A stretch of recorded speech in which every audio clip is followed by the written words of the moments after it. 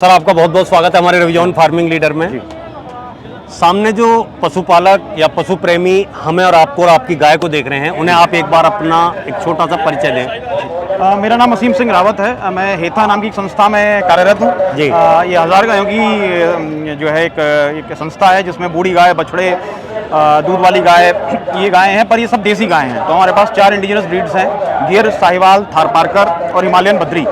3 location से हम operate करते हैं। हेता गाजियाबाद, हेता बुलंदशहर और उत्तराखंड। जैविक कृषि भी करते हैं और 80 लोगों का खर्चा है, सारी गायें निकालती हैं और अपना भी निकालती हैं। अच्छा, वो सब खर्चे को ये गाय बिल्कुल बिल्कुल बिल्कुल बिना दान पे। अच्छा, आज जो है बात जो हम आपसे करेंगे वो करेंगे केवल साहिवाल के ऊपर। जी, वैसे तो हमारी सारी जो इंडियन ब्रीड्स हैं वो एक से एक बढ़ के है जी, लेकिन जो साहिवाल का अपना स्थान है वो उसे आप किस नज़र से देखते हैं? देखिए, साहिवाल जो प्योर ब्रेड साहिवाल्स हैं वो मुझे लगता है कि जो सबसे ऊपर वाली गाय मैं देखूंगी, टॉप 2 कौन सी गाय हैं तो उसमें साहिवाल आती है, दूध की गाय हमें। अच्छा, टॉप 2 में अगर आप देखेंगे तो साहिवाल आती है। बिल्कुल बिल्कुल। आप जो है डोसाइल है, इजी टू मेंटेन है, मेंटेनेंस कम होता है इसका, और दूध भी जो है इसका of course A2 type milk है, दूध की क्वालिटी बहुत अच्छी है। अब आप सही से मार्केट करिए उसको, जो है सस्ते में तो ऐसी बेचिए। अभी क्या है कि बहुत सारे लोग एकदम YouTube देख के या जोश में या जुनून के साथ, जब से जो है कोविड आया है तो बहुत से लोग जो है फार्मिंग की तरफ भागे हैं। जी, उन्होंने सोचा कि ये फार्मिंग से अच्छी चीज़ नहीं है, प्रदूषण से बचे भी रहेंगे और ये अपने काम करेंगे, और ये जो है कोविड के टाइम में भी चलता रहा है फार्मिंग का काम। जी, उन्होंने पैसा लगाया, सेटअप किया और वो धराशायी हो गए। जी, तो ये जो डेयरी फार्मिंग है या गायों का संरक्षण संवर्धन का काम है, वो किस टाइप के लोगों को करना चाहिए? बहुत अच्छा सवाल है और अच्छा कि आपने पूछा। मैं अपने एक्सपीरियंसेस शेयर कर सकता हूँ। बिल्कुल बिल्कुल। देखिए, इसमें पहली चीज़ ये है कि आप जब इंफ्रास्ट्रक्चर बनाएं तो उसमें इसे शनै जैसे कहते हैं, स्लोली आप डेयरी को रन एकदम से उसमें दौड़कर आप सक्सेस नहीं हो सकते, आप स्लोली सक्सेस होते हैं। तो जब आप डेयरी में कोई भी सेक्टर में आप आते हैं, पहले तो चूज़ करिए आप क्या पालना चाहते हैं। आप मिक्स ब्रीड्स पालेंगे या आप जो है सिर्फ देसी गाय पालना चाहते हैं, क्योंकि हम सिर्फ देसी गाय पालते हैं और हम सक्सेसफुल हैं इस श्रृंखला में। 8 सालों से बिना दान की संस्था चल रही है, तो मेरे एक्सपीरियंसेस शायद यूथ को हेल्प करेंगे। तो पहले इंफ्रास्ट्रक्चर आप उतना बनाएं जितना ज़रूरी है, उस पर ओवर खर्च ना करें। उसके बाद ये ध्यान रखें कि जब आप गाय लाते हैं, जो भी आप प्लानिंग कर रहे हैं, तो मिल्क जब आएगा तो आप क्या करेंगे? आप ऐसा नहीं कर सकते हैं गाय ले आए और उसके बाद दूध हो गया, अब क्या करें? हाँ, अभी दूध का क्या करें? तो वो प्लानिंग पीछे से प्लानिंग करके चलिए कि दूध है, फिर आप क्या कर रहे हैं, फिर आप गाय लाएं। तो ये अगर 2 चीज़ें आप ध्यान रखते हैं तो आपको सक्सेस मिलता है। तीसरा ये पॉइंट हमेशा ध्यान रखें कि गाय का दूध है वो तो सभी का बिक रहा है, दूध है, फिर उसका घी है या उसके प्रोडक्ट्स खोया है, वो सब जानते हैं और उनको आप बेचिए अच्छे दामों पर। अगर आप दूध की सही रेट आप नहीं मिल पा रहा है आपको, तो आप उसके प्रोडक्ट्स में जाएं, जैसे खोया है, मिठाई है, वो बनाएं। चाय भी अगर आप बनाएंगे तो भी आपको सक्सेस मिलेगा। बिल्कुल ठीक है, लेकिन आप 30 रुपये, 40 रुपये, 50 रुपये लीटर दूध नहीं बेच सकते हैं देसी गाय का। तो आप पहले से ही फिर लॉस में हैं, फिर लॉस इनकर करते जाते हैं। फिर आप ये देखिए, आप गौमूत्र और गोबर क्या क्या कर सकते हैं। बहुत सारी चीज़ें आप बना सकते हैं बिना लाइसेंसेस के। जी, गौमूत्र से दवाइयाँ बनती है आयुर्वेद की, उसमें लाइसेंस चाहिए। उसको अगर हम साइड कर देते हैं तो आप जीवामृत बना सकते हैं, गौ फिनाइल बना सकते हैं, और ये बिकते हैं, ऑफिस में बिकते हैं, दुकानों पर बिकते हैं। उनको बनाइए, सही रेट पे उनको मार्केट करिए। गोबर से उपले हैं, लकड़ियां हैं, जैविक कृषि है। कृषि को, जो भी किसान कृषि को गायों के साथ जोड़ के चलता है वो सक्सेस होता है, क्योंकि आपने जो उगाया, जो वेस्ट हुआ, उसको जलाने की जरूरत नहीं है, उसको आपने गायों को खिला दिया। और ये क्रम बना रहता है, जो भी आप प्रोड्यूस करते हैं आप उसको जैविक सर्टिफाई भी करवा सकते हैं, और उसको जब आप बेचते हैं तो आपको बेटर प्राइस मिलता है। तो हमें ये चीज़ ध्यान रखनी है कि 3 चीज़ें मैंने आपसे कही कि पहले इंफ्रास्ट्रक्चर अपना हिसाब से बनाइए, हिसाब से। दूसरा, प्लान पहले करिए, बाद में दूध हो गया तब क्या करें वो ना सोचिए। और तीसरा, गाय का दूध, गोबर, गौमूत्र, तीनों चीज़ें उपयोगी हैं, इनका उपयोग करिए। ब्रीडिंग पे जरूर ध्यान रखिए। ब्रीडिंग जो एक ऐसी चीज़ है, किसान डेयरी वालों को 6-7 साल बाद याद आती है। तो पहले दिन से जो भी आपकी गाय है उसको उसी श्रेणी में बनाए रखें। साहिवाल है तो साहिवाल रखिए उसको। जो भी जर्म प्लाज्म आपके पास है उससे बेहतर जर्म प्लाज्म की व्यवस्था बनाएं। बिल्कुल। और वो सीमन अवेलेबल है, गवर्नमेंट की बहुत सारी स्कीम्स हैं, बाइफ भी देती है। क्या है कि मैं आपको थोड़ा सा रोकूंगा। जी, आपने कहा कि ब्रीडिंग पे काम करिए। जी, तो एक जो आम किसान है उसे जानकारी नहीं है, जो भी डॉक्टर साहब आ गए, उन्हें बुलाया, फोन कर दिया, गाय हीट पे है जी, तो वो ब्रीडिंग के पर्पज को, जो ब्रीडिंग का जो रास्ता है, उसे किस तरीके से आगे बढ़ाएं, किस चीज़ों का ध्यान रखें किस तरीके से काम करें, उसके बारे में थोड़ा सा प्रकाश डालिए। बहुत अच्छा सवाल है। तो ब्रीडिंग एक ऐसी चीज़ है जिसमें हम पीछे रहे। एक छोटी सी हिस्ट्री की लेके चलते हैं। ब्राज़ील क्यों आगे है? बिल्कुल। अगर आप गिर देखेंगे, उनकी गिर, उन्होंने कोई इसमें जेनेटिक मॉडिफिकेशन नहीं की हैं, उन्होंने बेटर चूजिंग किया। जैसे आपकी गाय गिर अच्छा दूध देती है, किसी का उसकी जो बछड़ा हुआ उसको सरकार ने ले लिया, उसका सीमन औरों में बांटा। किसी गाय अच्छा दूध देती है, उसमें एआई एम्ब्रियो ट्रांसप्लांट की, एआई तो सभी कर लेते हैं, एम्ब्रियो ट्रांसप्लांट करके जो एम्ब्रियो की टेक्नोलॉजी है उससे फ्लश करके एम्ब्रियोज आपने उसके बीज औरों में डाले, भ्रूण, जिससे जल्दी उनकी जो जेनेटिक्स है वो इंप्रूव होती चली गई। हमारे यहाँ अगर अच्छी गाय होती है वो बस वहीं तक रह जाती है, 2-4 बच्चे देती है और चली जाती है, व्यक्ति उसकी फोटो लगा लेता है। इसको आगे ले जाना है, एम्ब्रियो जो टेक्नोलॉजी है उसका यूज करना चाहिए। सरकार अब जागी है और मुझे लगता है ये बहुत अच्छा कदम है।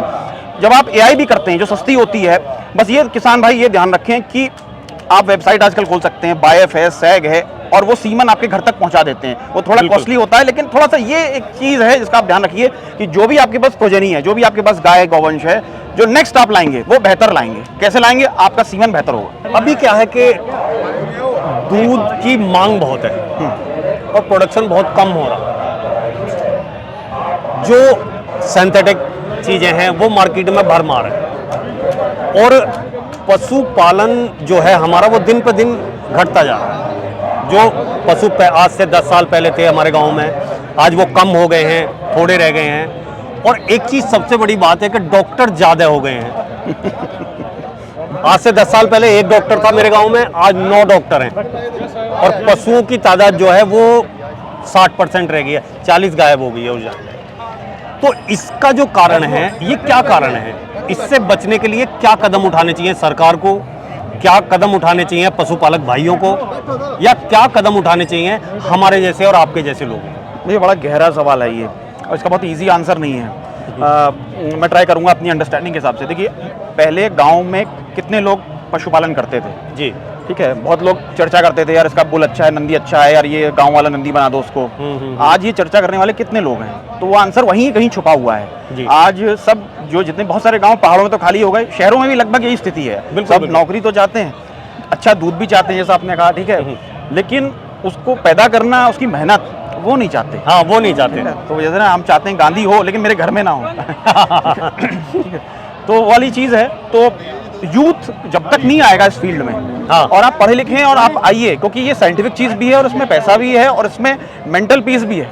और ऑफ कोर्स आप एनवायरनमेंट के लिए तो अच्छा कर ही रहे हैं। जब आप गौधारित कृषि करते हैं तो आप ऑर्गेनिक चीज़ अपने आप ऑटोमेटिक उगती है, आपको कुछ करने की जरूरत नहीं है। अब तो जीवामृत घर घर में जानकारी है, यूट्यूब से भी और भी सरकार के माध्यम से हो रहा है, जैविक कृषि हो रही है। बिना गोबर के, बिना खाद के आप जैविक कृषि नहीं कर सकते, आपको यूरिया डालना पड़ेगा। तो एक साइकिल है। तो जो आपने कहा ना कि जैसे मेरा ये मानना है कि जब गांव खाली होने लगे, पशुपालन भी खाली होने लगा। बिल्कुल, हाँ, हर आदमी शहर की तरफ भाग रहा है। हर आदमी सोचता है कि शहर की जिंदगी बहुत अच्छी है जी, लेकिन आज क्या है कि मैंने और आपने अपना जो बचपन से और जवानी तक का टाइम है वो शहरों में ज़्यादा बिताया है। महानगरों में, बड़ी बड़ी जगहों में, मेट्रो सिटी में, सब कुछ हमने, और बाहर विदेश सब कुछ देखा। तो उसके बाद हमारे तो समझ में आ गया कि मतलब शहर से गांव की ज़िंदगी अच्छी है।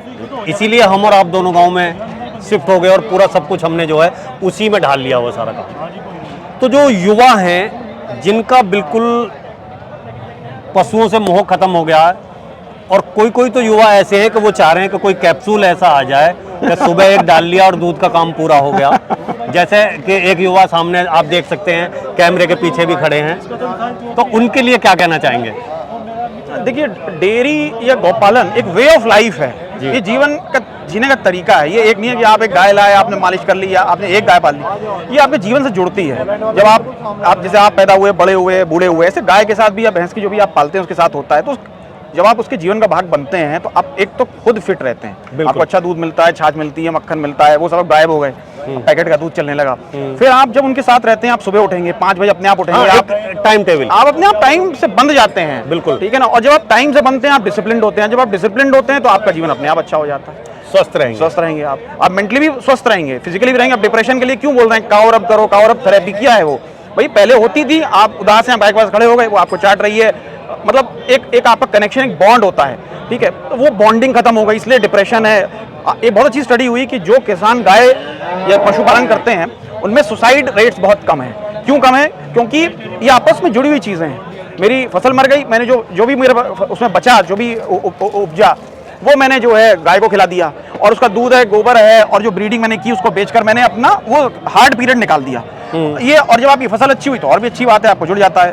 अब आप खुद जानते हैं आजकल अच्छी गिर, अच्छी साहिवाल, अच्छी थारपार क्या रेट पे बिक रही है। लाख रुपए से ऊपर की गायें हैं, लाख रुपए से ऊपर के नंदी हैं। अगर एक किसान, मामूली किसान, थोड़ी सी मेहनत करके 2 गाय या 2 बैल भी बेच देता है साल के, तो मैं कहता हूँ 2 लाख की आपकी एक्स्ट्रा इनकम है भाई। हाँ, एक अलग से इनकम है तो, और आप स्वस्थ भी रह रहे हैं, मेंटली भी स्वस्थ हैं, फिजिकली भी स्वस्थ हैं, आप एनवायरनमेंट को खुद ऑटोमेटिकली आप स्वस्थ रख रहे हैं। तो मुझे लगता है कि जो जितने भी नवयुवक हैं, जितने भी डेयरी पालक हैं, उनको इसके बारे में थोड़ा सोचना चाहिए। तो अभी क्या है कि आपने इतनी सारी बातें बताई, और जो पशुपालन से लगाव रखते होंगे उन्हें जरूर आपकी बातें पसंद आएंगी, और इनमें बहुत सारी बातें ऐसी छुपी हुई हैं जो उन लोगों के काम आएंगी। ये सभी बातें आपने बखूबी और बहुत अच्छे से बताई, उसके लिए आपका बहुत बहुत धन्यवाद।